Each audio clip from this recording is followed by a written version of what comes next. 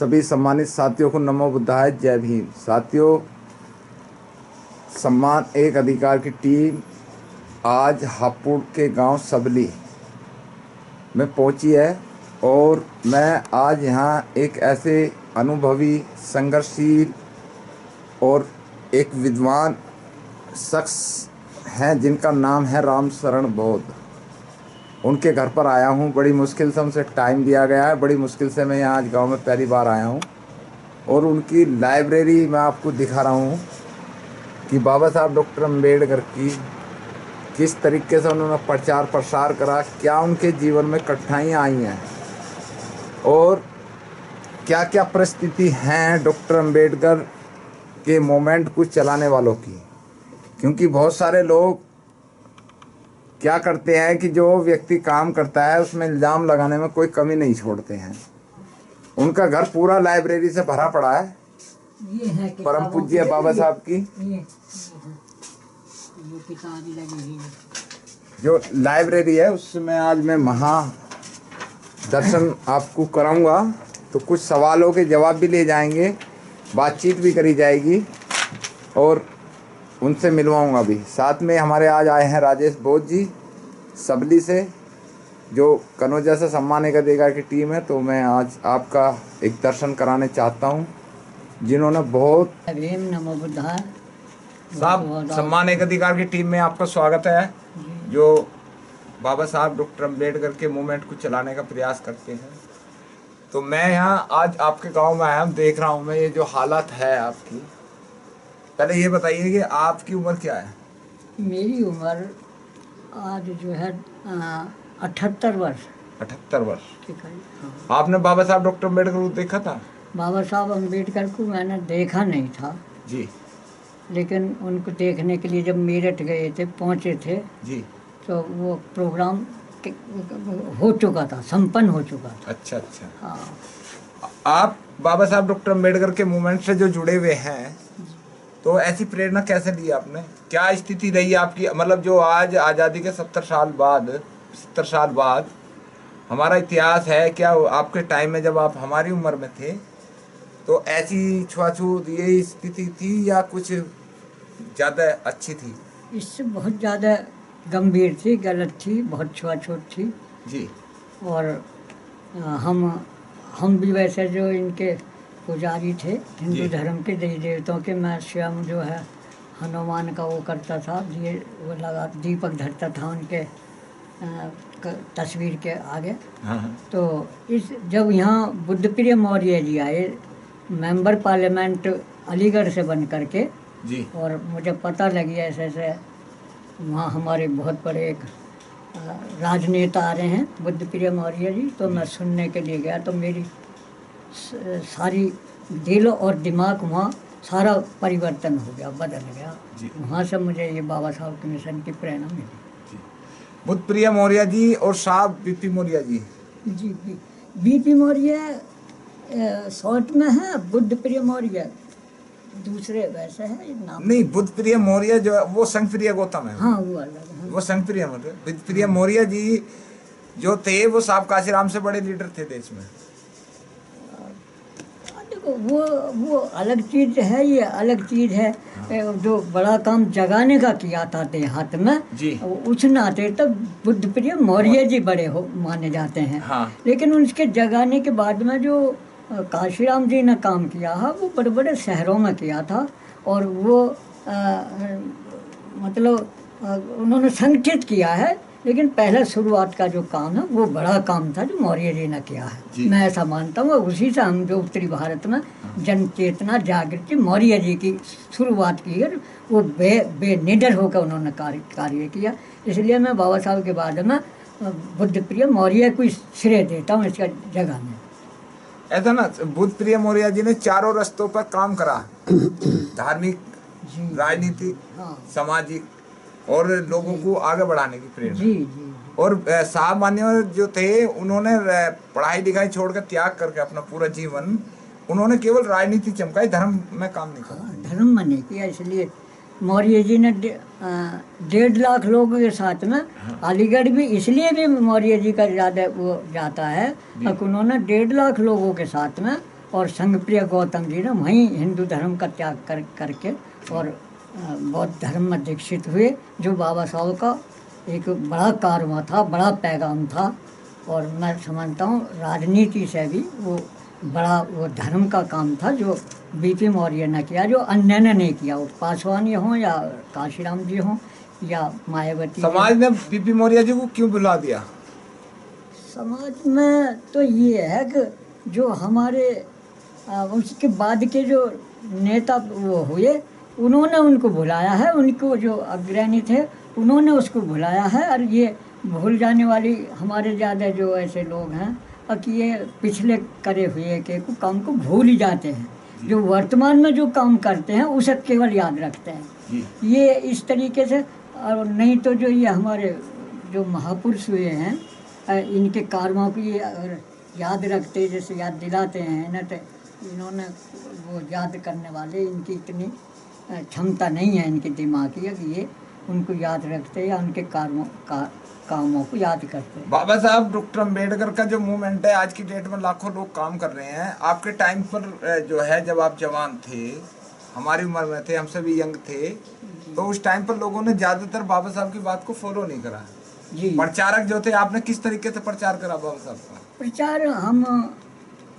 ढोलक बाजा थी, मास्टर मिथन सिंह जो सरावे के रहने वाले थे जी। और बाद में यह रहे शिवगढ़ी में। हमने उन्हें एक हमारे गांव के प्रधान थे, उनकी वहाँ ज़मीन थी रामा त्यागी, उनसे उनको जो वहाँ दिलवाया, तो हम और वो 30-35 साल एक साथ ही रहे। ढोलक बाजा चिमटा और हरियाणा तुम्हारे समस्त दिल्ली, उत्तर प्रदेश, कालागढ़ और ये जयंतियों के अवसरों पर जाते थे।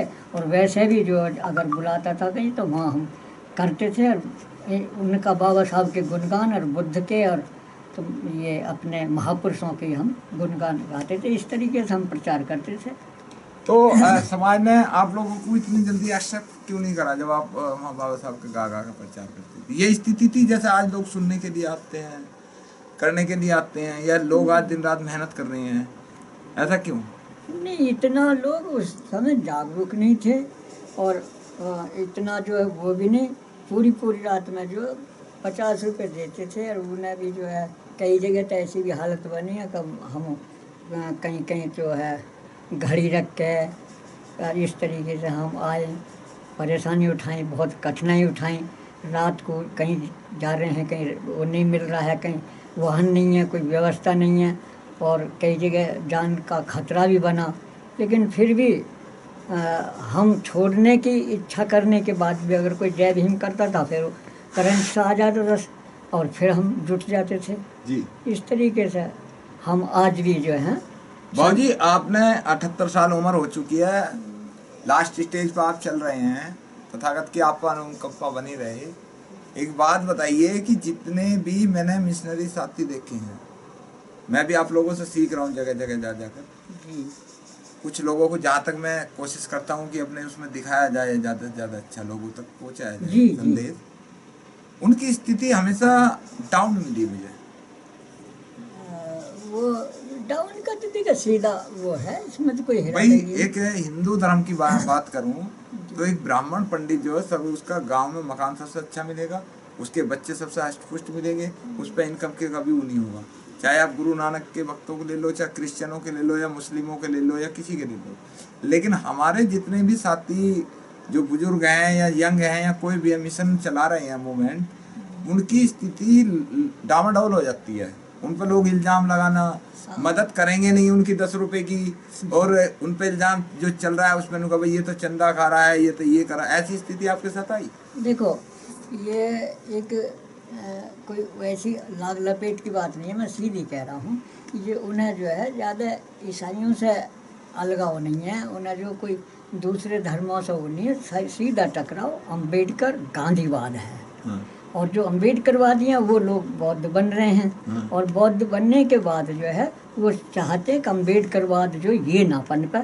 उन्हें और दूसरे धर्मों से इतना खतरा नहीं है जितना बौद्ध धर्म, अम्बेडकर की विचारधारा, पेरियार की विचारधारा, रामास्वामी नायकर की विचारधारा और जो ज्योतिबा फुले और ये जितने भी हमारे महापुरुष हैं साहू जी महाराज की विचारधारा और कबीर जी की विचारधारा, इसको रविदास जी की, इन सब को जो महापुरुषों की विचारधारा, ये हिंदू धर्म के लिए बहुत खतरनाक एक अटम बम है जी।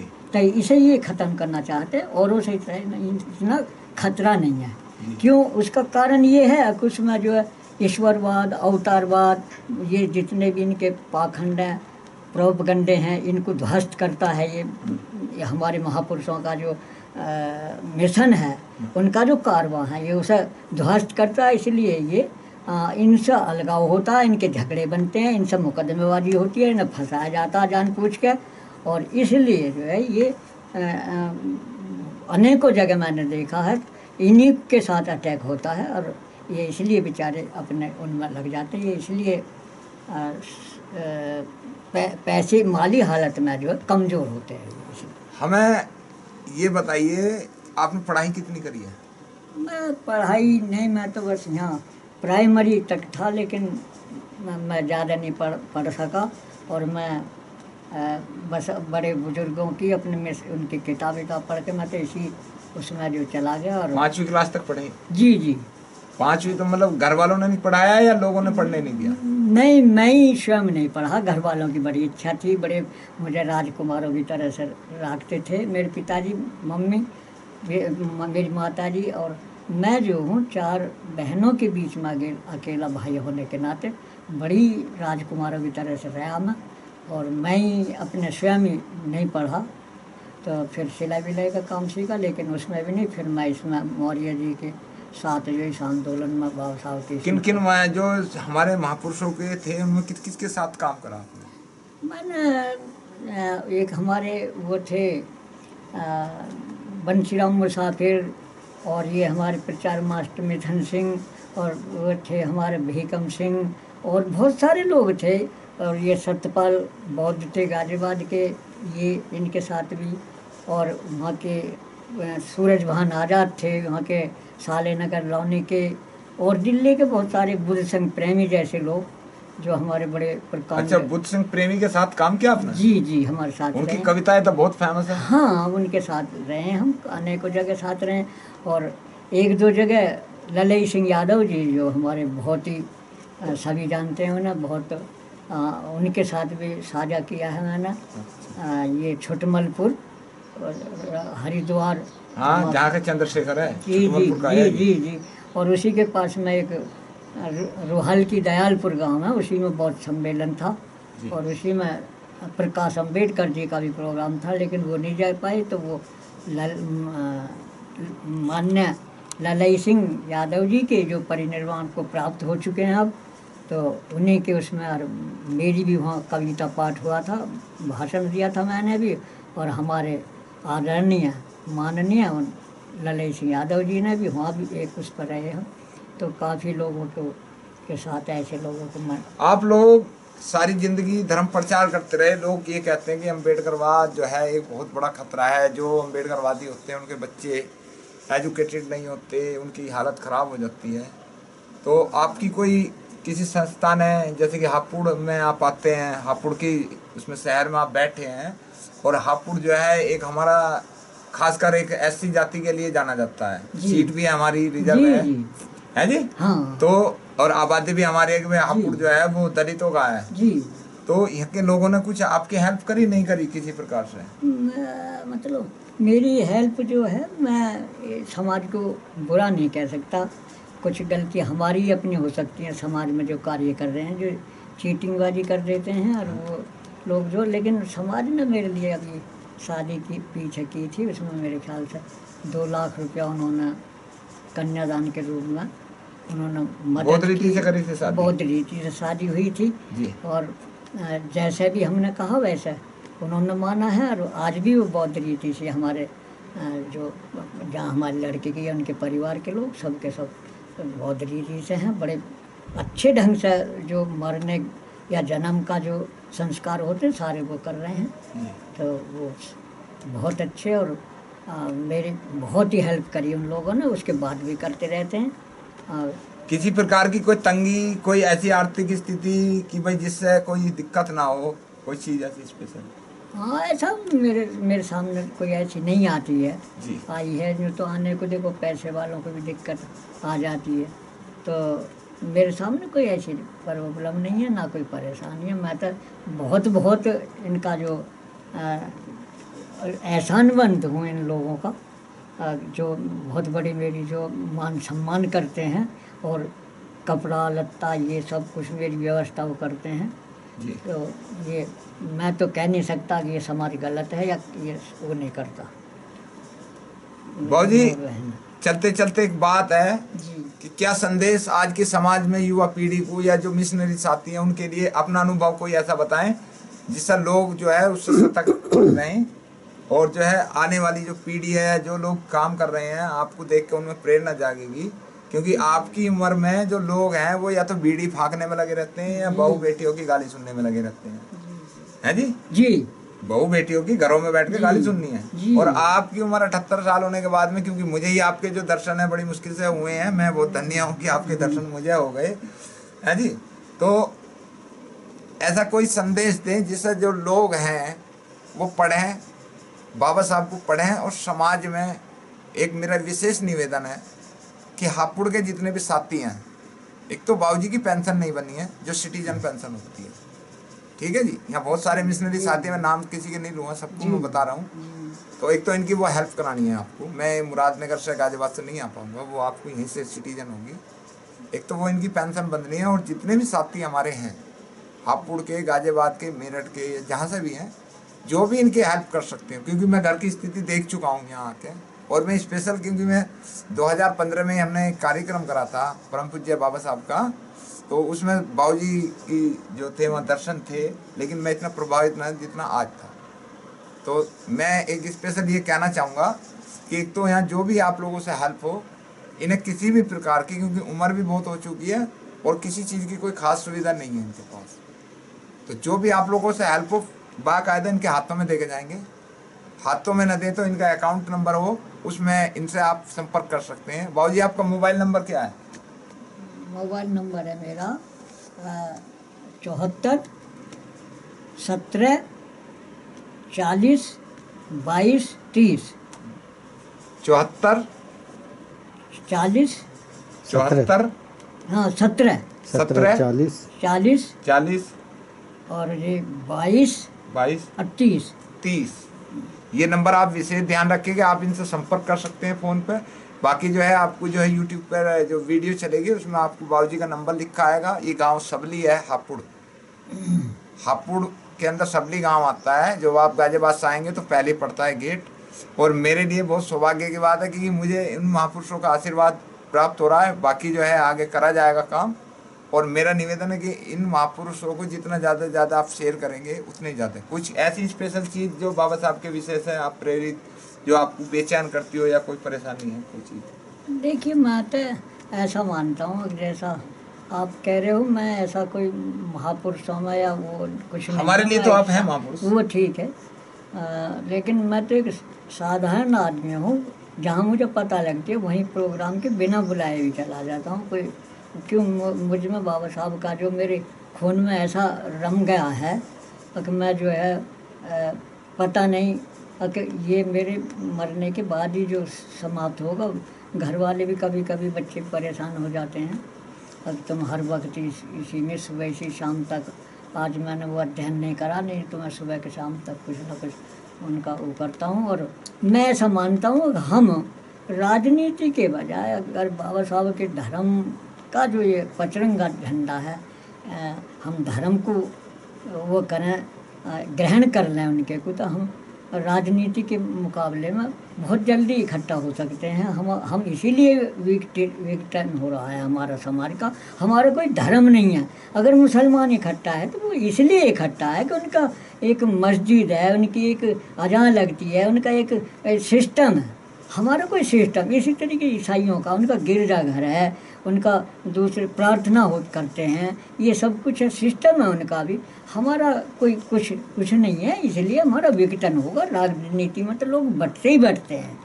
राजनीति में कभी एक झंडे डंडे के नीचे नहीं आ सकते।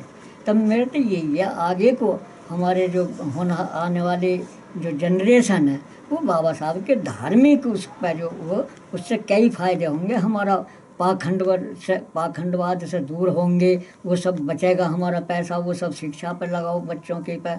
और तो मैं ऐसा मानता हूँ कि हम जो है धर्म के क्षेत्र में ज़्यादा जितना भी चल सके, जितना भी कुछ कर सकें उसे करें। ये मेरा आखिरी आदेश है, यही बाबा साहब की ही इच्छा। अगर हम सब लोग बौद्ध धर्म की लेना दीक्षा तो ये, लेकिन आज के नेता जो अपनी कुर्सी के चक्करों में अपने धन दौलत को इकट्ठा करने के में इसमें लगे हुए हैं, तो ये मुझे नहीं दिखाई देता। जब तक हम धर्म को नहीं अपनाएंगे हमारा कोई विकास होने वाला नहीं है। अगर राजनीति से होता तो 4 बार मुख्यमंत्री बहन मायावती जी रही हैं, तो क्या कुछ हुआ? कुछ मुझे नहीं दिखाई दे रहा। बल्कि मैं सही शब्दों में कहूँ तो हम 50 साल पीछे हैं। लोग तो ये कहते हैं कि बहन जी ने देखो 4 बार मुख्यमंत्री बनी है, राजनीति को हमें इसलिए बुरा नहीं कर सकते क्योंकि राजनीति की बदौलत ही हमारा नवाबों के शहर, ये कहते थे ना लखनऊ नवाबों का शहर, उसमें आज बाबा साहब का विश्व का सबसे सुंदर पार्क या और जगह जो बनी है, यूनिवर्सिटी या कोई भी चीज बनी है, वो सत्ता के परिवर्तन, क्योंकि लड़ाई दुनिया में जो है वो सत्ता की है। सत्ता होगी तो हम हर कार्य कर सकते हैं। आज बीजेपी के हाथ में सत्ता है, वो जो जी चाहे वो कर सकती है जी। उससे पहले मुलायम सिंह जी के हाथ में थी तो वो कुछ भी कर सकती। तो राजनीति जरूरी है, लेकिन धर्म उसके साथ हमारा जरूर, क्योंकि धर्म हमें जोड़ता है और राजनीति हमें तोड़ती है। तो बाबूजी आपने जो है हमें समय दिया, उसके लिए हम बहुत बहुत धन्यवाद करते हैं, आपका साधुवाद करते हैं, और आप हम पे ऐसी आशीर्वाद बनाए रखें। और साथियों विशेष ये है कि ऐसे महापुरुष को सुनना जरूरी है, गुनना जरूरी है, क्योंकि इतना अनुभव उन्होंने गुजारा है कि क्या क्या स्थितियां रही हैं पुराने टाइम में, कपड़े लत्तों की, खानों की, पीने की, इनकम कोई नहीं है स्रोत, लेकिन इन्होंने बाबा साहब को जिंदा रखा है और इनको जिंदा रखना हमारा फर्ज। और मैं जी जेलों में भी रहा हूँ, मेरे बच्चे और मेरी घरवाली भी। कब गए थे? मैं सन 64 में गया, जेल, बरेली की जेल में रहा। हाँ, 29 दिन। ये जो बाबा साहब का जो मूवमेंट था, हमारी आरपीआई की कुछ मांगे थी हमारे अपने समाज के लिए जी, और जिसमें ये था डॉक्टर अम्बेडकर का पार्लियामेंट के हाथे में चित्र लगाया जा, उनकी बाबा साहब की 14 अप्रैल का राष्ट्रीय अवकाश घोषित हो जी, और ये राजा महाराजाओं के पृथ्वी पर से जो वो ख़त्म किए जाएं। सरकारी जो प्राइवेट सेक्टरों में जो बैंक हैं, 14 बैंकों का राष्ट्रीयकरण कराने की मांग थी। मतलब जो प्राइवेट बैंक थे उनको सरकारी कराने की बात थी। तो ये बहुत सारे 14 मांगों में ये बहुत सारी बातों को माना गया और वो लागू हुई। उसके बाद में उसका बड़ा लोगों को फ़ायदा मिला, उनसे लोन पोन कर्ज मिले सब है, तो काम तरक्की हुई लोगों की। तो उसके बाद में हम मेरठ के जो बीपी मौर्य जी कांग्रेस में चले गए, तो उसमें भी उन्होंने आह्वान किया था हापुड़ में। हम बहुत लोग जो है एससी के लोग जिन्हें दलित कहते हैं, जिन्हें दलित तो संवैधानिक शब्द नहीं है, दलित तो टाइटल बना दिया लोगों ने। हाँ, जिसे दलित कहते हैं जिन्हें, वो लोग जो यहाँ के बहुत बड़ी संख्या में गए और मौर्य जी का बहुत बड़ा एक सम्मान हुआ इनके जाने से। और उनका उसके बाद में संगप्रिया गौतम जी ने मौर्य आरपीआई चलाई थी, तो मैं अपनी पत्नी और बच्चे और दूसरे लोगों को लेके यहाँ से बुलंदशहर गिरफ्तारी थी। तो बीपी मौर्य जी ने कुछ हेल्प करी थी आपकी? नहीं ना, मेरी कोई हेल्प नहीं करी। प्रिया गौतम ने भी नहीं करी?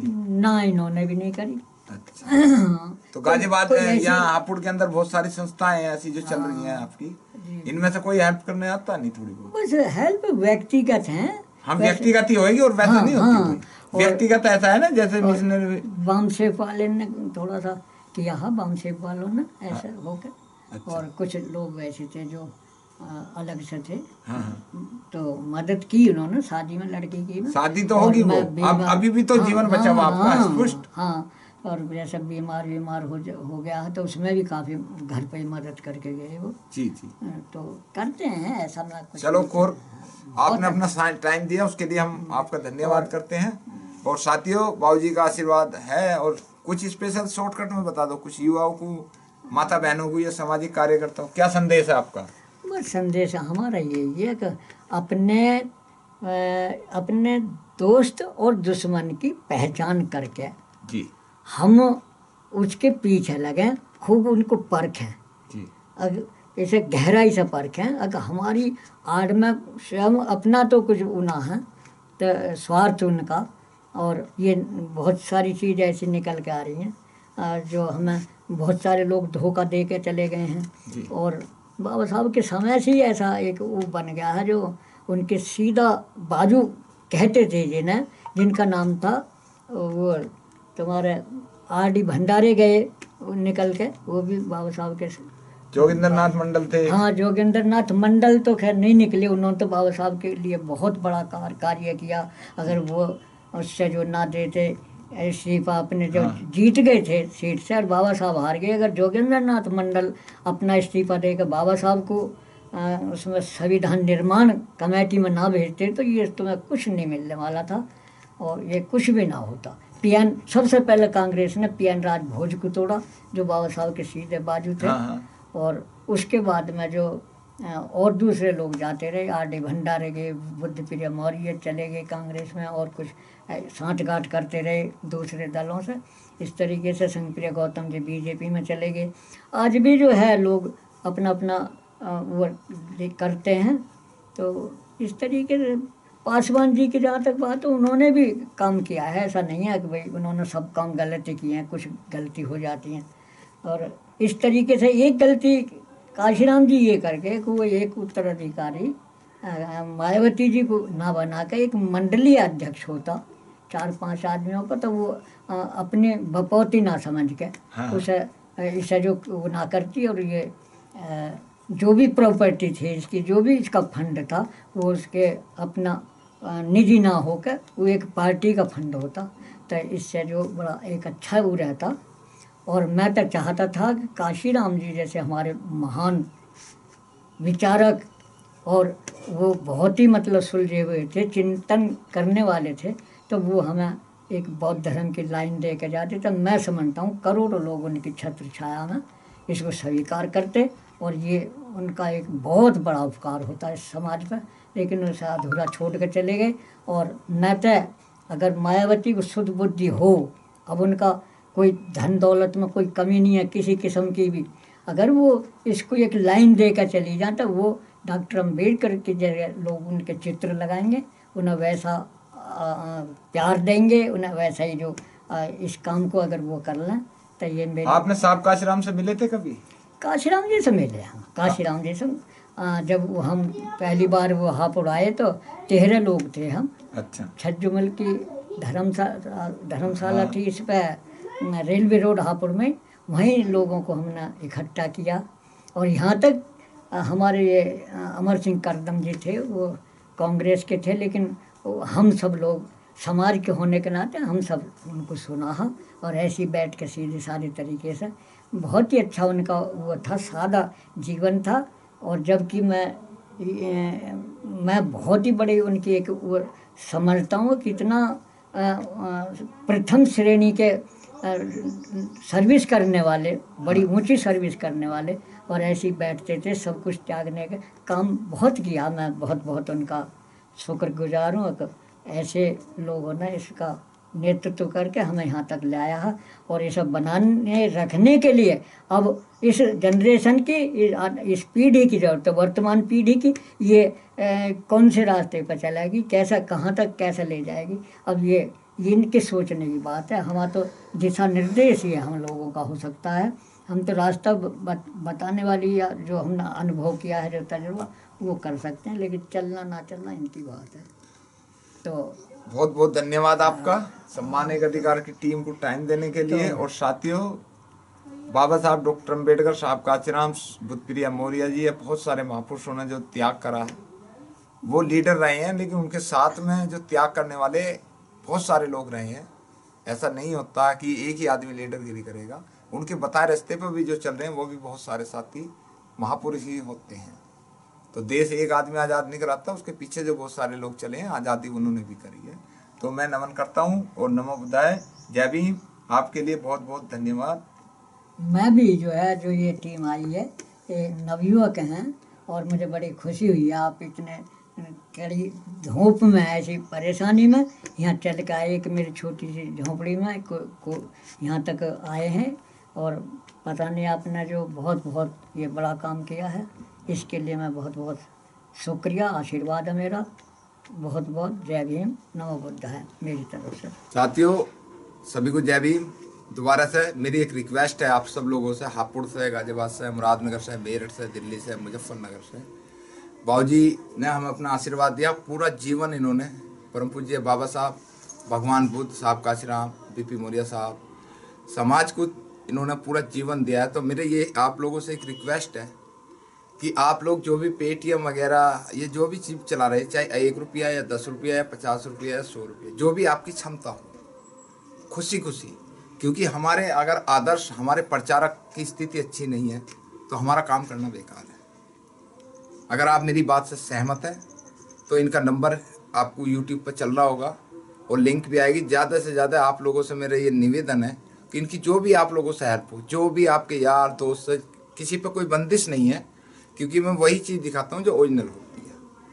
मैं भी मुरादनगर से आया हूँ और साथ में राजेश बोध जी आए हैं और बहुत सारे साथी हैं। तो चाहे आप पे 1 रुपये की हो, 10 रुपये की हो, आपका मोबाइल नंबर बाबूजी का चला हुआ है, उस पर आप इनकी सीधी हेल्प करेंगे, ना कि और किसी को। पहले आप बात करें। और पूरा घर बुद्धि जमा, पूरा जीवन इन्होंने परम पूज्य बाबा साहब के जीवन पर लगाया है। तो मेरी तरफ से, सम्मान एक अधिकार की टीम की तरफ से ये रिक्वेस्ट है आप लोगों से कि बाबूजी रामशरण बोध जी हापुड़ सबली के रहने वाले हैं और इनकी हेल्प जरूर करिए। आप स्थिति देख सकते हैं, हिंदू धर्म में पंडित का मकान सबसे ऊंचा होता है, क्रिश्चियनों में फादर का सबसे अच्छा रेजिडेंस होता है, सरदारों में गुरु जो होते हैं उनका सबसे अच्छा रेजिडेंस होता है, मुसलमानों में मुल्लाओं का जो हाफिज होता है उसका सबसे अच्छा, जो मस्जिद में इमाम पढ़ाते हैं उनका होता है। लेकिन हमारे जितने भी धर्म प्रचारक रहे हैं, मैं ज़्यादातर बुजुर्ग लोगों से मिलता हूँ तो उनकी स्थिति अच्छी नहीं रही है। उनके घर परिवार के लोग लाइक नहीं करते उन्हें, क्योंकि उन्होंने समाज कुछ जगाने के लिए अपने जीवन में अंधकार करा। तो समाज को भी जगाइए, बाबा साहब की विचारधारा को बढ़ाइए और ऐसे ऐसे महापुरुषों से उनकी उम्र का अनुभव लें। शिक्षित बनो, संगठित रहो, संघर्ष करो, ये जरूरी है, लेकिन अनुभव भी बहुत जरूरी है। तो मेरी तरफ से आप सभी से निवेदन है कि मोबाइल नंबर चलता रहेगा, उस पर आप संपर्क कर लें। जब भी आप जैसे भी हो, इनकी जो भी हेल्प हो वो करें। नमो बुद्धाय, जय भीम। ठीक है।